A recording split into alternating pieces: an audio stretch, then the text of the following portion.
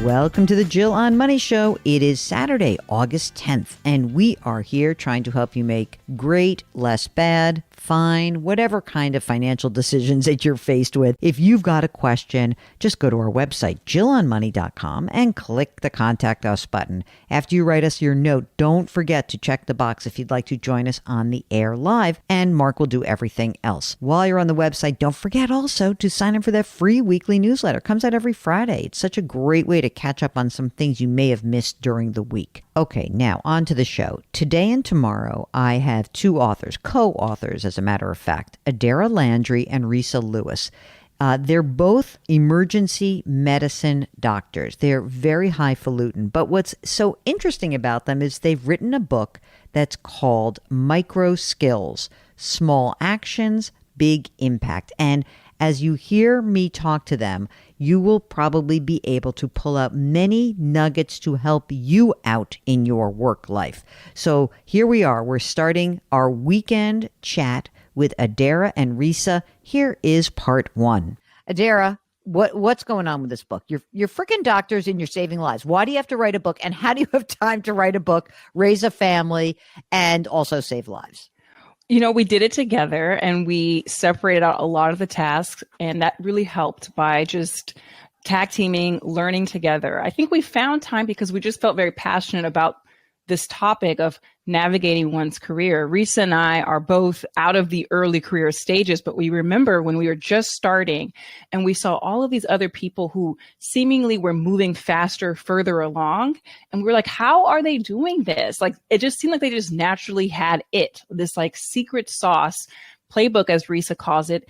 And we wanted to create a book, a product that was efficient, that appealed to the person who just wanted actionable strategic advice. And so, yes, we hope that people who buy this book on a Friday feel better at their job by Monday. So you guys met about a dozen years ago. How exactly did that happen? I'll jump in. And Adaira is the one to point out that it's actually a perfect example of MicroSkills for networking. Adaira and I are about 15 years apart. And we have a lot of overlaps in terms of both emergency medicine physicians, both medical educators, and both with a history of pursuing advanced education in ultrasound. So Adaira was in New York City, and she was looking at making a career move up to Boston. We have a mutual friend in common who suggested a few people with whom she should speak, and Resa was on that list. So she called me up and we spoke. We spoke about potential institutions. We may not, I'm not sure. We talked about where to live in Boston, but we also talked about job opportunities after training in Boston. And, then there was a break in time. Then we met up again at an emergency medicine and ultrasound conference, a bit of time, and then COVID hit. And it was a specific conversation we had. We were talking about developing subject matter expertise, which is another chapter in the book. And, in many fields, there are hard skills and there are soft skills. And everybody talks about mentorship. And I would say that if people had to choose, they would say mentorship is more of a, quote, soft skill. But I actually think it is a hard skill. It's really important. It gets many of us where we are. During that phone call where Adaira and I were speaking, she was talking about her subject matter expertise that she had developed in mentorship and where she could go with it. Could it be career defining? And the conversation went, and I was very supportive. I believe in mentorship. I think it can be written about. And in fact, I said to her, if you ever want to write something together, let me know. And most people just let it drop and never follow up. She followed up. And as a prelude to the book, we started writing articles together, and we described them as our proof of concept, the proof that we can write well together, and what we write actually resonates with audience members, not just in medicine, not just women, really in many industries, because at the end of the day, all of us need to navigate the same challenges to be good at work. Part of this book, Adaira, is it sort of goes from like this generalized idea of mentorship, but also like this, but it goes down to a granular level of the little incremental steps that add up. And I'm wondering if you think that this transcends every single person? Because I sort of think you guys are, emergency room doctors. There's very like small things matter, right? But how do you see that translating into other professions? We wanted to write a book that would actually go beyond just clinical medicine. We felt like the themes that we were going to capture here are applicable to anyone in any workplace, whether it be an in-person on-site job or even remote. And we always were going through every single chapter as we were writing, saying, is this applicable to other folks? In the very beginning of this book, we actually pulled together a team of people from our network, really speaking to the power of a network. Physicists, lawyers, advocates, nonprofit organizers. I mean, people from well beyond just clinical medicine. And we asked them what were some of their pain points in the workplace. And there was so much overlap and alliance as far as what all bothered them, no matter what industry they were in. And so we knew we were onto something when we thought about the fact that we can teach what we're experiencing to other people. And, Resa and I, yes, we're physicians and mentors, but we're also educators. Resa's been teaching ultrasound for over a decade. I have a master's in education, and I've been teaching ultrasound and other aspects of medicine as well. So we understand the value of teaching, at a high level, but also making sure that we are exposing people to their own knowledge gaps, which is why, yes, we have a chapter called, MicroSkills to Grow Your Network, but underneath it, we have 8 or 9 micro skills that can really help people expose where are they, fighting a bottleneck and choking up on their progress. And so that was really important to us, was to keep it so that it was applicable to a wide base, but also keeping that theory of being an educator in mind, which is like making sure people can really see where they're stuck. I love the idea that there are practical tips in this book. I really do. I think it's awesome. And I know that when I talk to some of my younger nieces and nephews, the thing that becomes a little bit more difficult, I was just with one of our nieces last week, and she's 35 years old and, kicking butt as an attorney. But I can already tell that she's having anxiety about the balance. Like, look, I'm young. I don't have a family yet. I just got married, working her butt off, but feels a little bit like she's getting subsumed. How do you think these early career professionals can navigate or at least aspire to have some balance? What is it that you think, Resa, is necessary in doing that? It's a wonderful question. Trey, astute. And what I'll say is our chapter 1, as you know, is MicroSkills for self-care. And we really put forth this concept and this way of thinking about the workplace and overwhelming tasks, large projects, even habits and character traits that you'd like to integrate as a part of your work life, that everything can be broken down into these small steps. And the reason we start with the self and self-care in our chapter 1 is many industries, many workplaces don't actually teach people to take care of themselves. They don't prioritize it. They don't model it. They don't loud it. I want to use that word right there, loud. And it's because of that Adaira and I decided we want to talk about the self first, because we believe everything starts with the self. And once you're in a good place with yourself, you're an even better team player. And then with your team, you produce an even better work product. And so it's important to us because many people feel overwhelmed. The word burnt out gets thrown around a lot. Emergency physicians have the highest rate of burnout of all specialties in the House of Medicine. Absolutely. Highest rate. Wow. And that's different. And what's interesting about that, I'm sorry to interrupt, is that you guys actually have a period of time where you're on and off. Like, in other words, I would have thought it would have been like these medical doctors who are sucked into things forever, or surgeons who have to be on their feet for many hours. Why do you think, is it just the pace, or what is it about emergency room doctors? It's a lot of what you may imagine. It is shift work, the switching back and forth, circadian rhythm.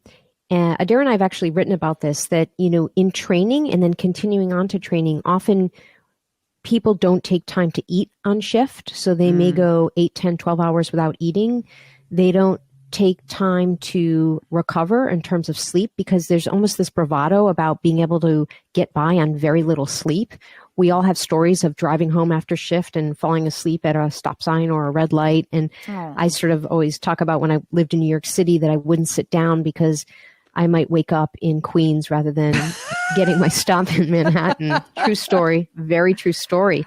But also this concept of calling in sick when you're sick. We just don't do it. We all have experiences of colleagues walking around the emergency department while working with an IV in their arm, getting hydration to get rid of their migraine headache or their morning sickness, or they had, food poisoning. And it's not funny. It's funny, not funny. And so, and it's not just emergency medicine, but those are some of the reasons why it is the stress. It's the high stakes. Like we just talked about how Adaira shared that she saved someone's life on her recent shift. It's stress. It's high stakes. It's switching around sleep cycles. It's not eating. It's not taking care of yourself. And there's lots of articles and literature out on the electronic health record, the quality metrics by which we're now judged, the feedback we get, and that, it's become a more impossible job. But that was sort of getting to why emergency medicine has some of the highest rates of not just burnout, also depression, very high rates of addiction, high rates of death by suicide. I digress. We really think that it's important to let everybody know, no matter their industry, no matter their workplace, that they do have agency. And we seek to teach that agency with this book. But, the thing that's hard is you are now speaking about this as a physician in your 50s. How do I have agency when I am a resident in my 30s, a young associate? How do you suggest people who are in some of these high stakes professions, how do they manage that? I can jump in because I was just in that stage a few years ago where I felt like I fully subscribed to this mantra of say yes to everything. I did not feel like I necessarily had a voice to question or to push back. And so I had at one point in time 3 different, large academic positions, 2 young children, and other personal, obligations as well. And so I was quite overwhelmed. And it wasn't until I really started to add people onto my team, mentors, sponsors, coaches, peer support. Those folks were able to really come in from an outside lens and say, hey, I think you're like not being kind to yourself. That was actually a really important point in my early career, was when someone told me that I'm not being kind to myself by putting all of this stuff onto my plate. And it took time for me to go from realizing that I'm, overwhelmed because of everything that I have agreed to do, to actually start to feel confident quitting things, saying no, pushing back, asking more, negotiating. It definitely took time, but I would say that having the people around me was like the flame that really gave me that energy. And we start chapter 1, MicroSkills for Self-Care, with this exact principle: to nourish relationships with people you trust, because those are the people you're going to turn to when you feel like you have that overwhelm and you're like, how do I navigate this very complex situation in a way that doesn't hurt me, doesn't hurt my reputation, my salary, my career growth, all of those things. I have turned to many people. In fact, that conversation that Resa mentioned earlier, where we were talking about my career, I'm pretty sure I called her because I wanted to step down from a position and I didn't know how to do that in a way that wouldn't hurt my career. Jill, your point is not lost on us and on the audience. Like, we are ambitious. We followed all the rules. We worked hard. We had many sleepless nights. And in fact, I talk about sleep and this concept of like sleep for health. I was super delayed in appreciating that. I thought the more I worked, the more I'd get done. Yeah. And all of our workplaces will take and take and take and take and take. We speak in the book about your workplace will not love you back. We didn't come up with that, but gosh, it's true. There is this concept of number one, making sure you sleep for your own health and mental clarity and physical health, but also this concept of deliberate rest. And there is true science and evidence supporting that the more we deliberately rest, the better we are at our deliberate practice. So this concept of having to burn the midnight oil, work 12 hours. There are many ways to sort of slice up time such that actually you work more efficiently and more in a more focused manner. Yeah, you know what's interesting though? I think that another thing that you're also saying is it's not just about work, it's also about all the other things you're saying yes to. So whether it's someone else who needs mentoring, or some charitable organization that is asking something of you, or someone who asks you to do something extra, to also be clear that that you're allowed to say, I can't do this. I cannot do this. And I think that's very hard for people, especially people who do want to give back, but it's important to do so.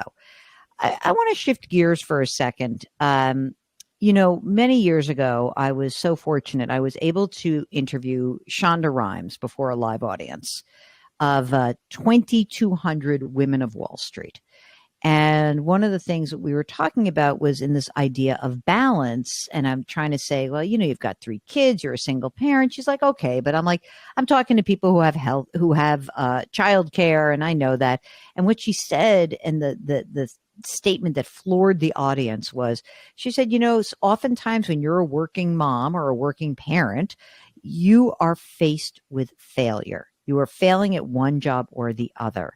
And I know that you guys have talked in the book about having failures. And I want to ask you, Adaira, how you think about, failure for you can often mean a misdiagnosis, or someone goes through something terrible and a health outcome. So how do you think about failure and how you incorporate it into your view of MicroSkills? That's a great question. And congrats on interviewing Shonda Rhimes. I love her. Yeah, she's awesome. So, yes, you're exactly right that our mistakes can have large repercussions. They can affect the patient, their family, the hospital. The stakes are there. We, in medicine, have a structure that looks at cases when there are bad outcomes. It's called M&M, Morbidity and Mortality Conferences. And this culture of education allows us to reflect on our mistakes and learn from them in a way that doesn't feel like you as a provider are being targeted and you are, as a provider, a failure.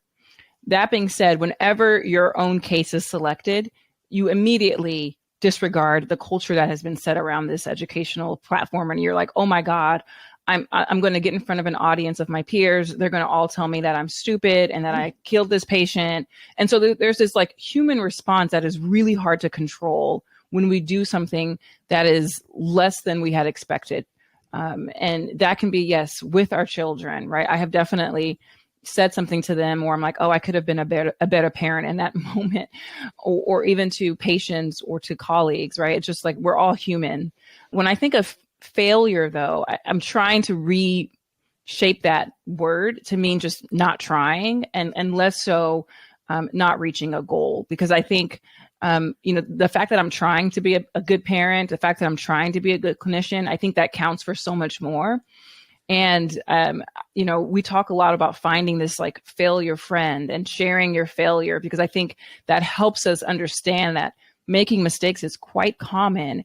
But it doesn't mean that we as humans, as individuals, are truly a failure. It's just that we're trying, and we didn't reach the outcome we wanted. But like that word can cause a lot of harm, I think, to our psyche. Yeah, I think that's right. I also think that kind of having the ability to say this didn't work or I made a mistake is really freeing. And I'm wondering how, Resa, how you have felt like kind of owning a mistake, talking about a mistake, how that has helped you in your career. I do love this question, and I do think it's important. Unfortunately, it's not modeled. Many of our supervisors, leaders, teachers have not modeled admitting mistakes, saying, I don't know, acknowledging failure. And I think it's really important to do so. And we do model that in the book, and we tell our stories. I share a story about feedback and giving feedback. there had been a trainee who was spoken about at faculty meeting, and people noted that she was disorganized and didn't really close the circle on patient care. And I did think that someone had given some of this feedback to her. Soon thereafter, we worked together, and I literally started the shift without any preparation. My first verbal share to her after saying hello was, okay, the word for today is focus. Mm-hmm. And she just looked at me and she was like, what are you talking about? And I basically said, I really want you to focus on patient care and try not to pick up too many patients. Let's make sure that we have a plan and we disposition, which basically means, either the patient's going home, getting admitted, or waiting for testing. Sort of, have a plan to close the circle on the patient care. And I surprised her. I didn't prepare her. She clearly had never gotten this feedback, and it definitely did not go over well. And in the book, I call it an epic fail. All the things for providing feedback that I now know, because I too am very much a work in progress and I seek to do better. I didn't do. And, I never did that again. And I am now, when I have to give feedback, first of all, there's so many books on feedback and there are ways to give feedback. And, one of the techniques I really like, because this goes back to the MicroSkills of breaking things down into small pieces, is what's one thing. Feedback can be something that you ask for, or it can be something that you give because someone asks for it. It can be different ways to provide that. But I think I focus on one thing. I don't focus on the sandwich that many people have heard about. But that, what's that? I don't know that. What sandwich? I just had lunch, so I'm thinking, is it a turkey and cheese? If you have to give someone negative feedback, you start by saying something positive. Then you give them the negative feedback, and then you end with something positive, as if they're not going to see through the meat in the middle of the sandwich. Oh, yeah. It's called the feedback sandwich. Mark, have you ever heard of that? I don't think I have. We work in an environment where people just yelled first and asked questions later. I don't know if I've ever heard that myself, but okay. But you don't like that anyway. So I don't like it. People see through it, and it doesn't feel authentic and genuine. I think it's, again, because there's so many books on feedback, and I've read them, that I try to solicit it first. And I'll say, famously, people say, that was a great talk. That was a great podcast. And I always think people are just giving niceties and being a bit superficial. They're just trying to be kind. They think that's what you're supposed to say. And what I will say, I say thank you, because I think it's important to acknowledge if there's a kind thing said. And then I say, what's one thing? Was there one thing that I did that you think I should make sure I do next time? Or what one thing stood out to you? Whether or not someone can respond kind of reveals, was this an authentic compliment, or was it just a compliment and they just felt like they had to give a nicety? But I want audiences to try that. What's one, what is one thing? Because often there is one thing and you can really take that home with you. If you have a question about maybe your work life, or maybe it's something else going on in your financial life, don't hesitate to get in touch with us. You know the website. It's called JillOnMoney.com, and there's a contact us button in the upper right-hand corner, and you click that button, you write your note, we'll get it. If you'd like to join us live, check the box, and we'll get that going as well. When I say we, I mean Mark. Don't forget to check out our YouTube show. It's called Jill on Money, powered by the Compound. We've got a link right there on the website. And, of course, you can subscribe to us on the Odyssey app or wherever you find your favorite podcasts. Do me a favor. Put your hands metaphorically on someone's back. Someone needs a little pat on the back or a boost, and I know that it would help anyone out in your world. Change your work, change your wealth, change your life. Thank you for listening, and we'll talk to you tomorrow.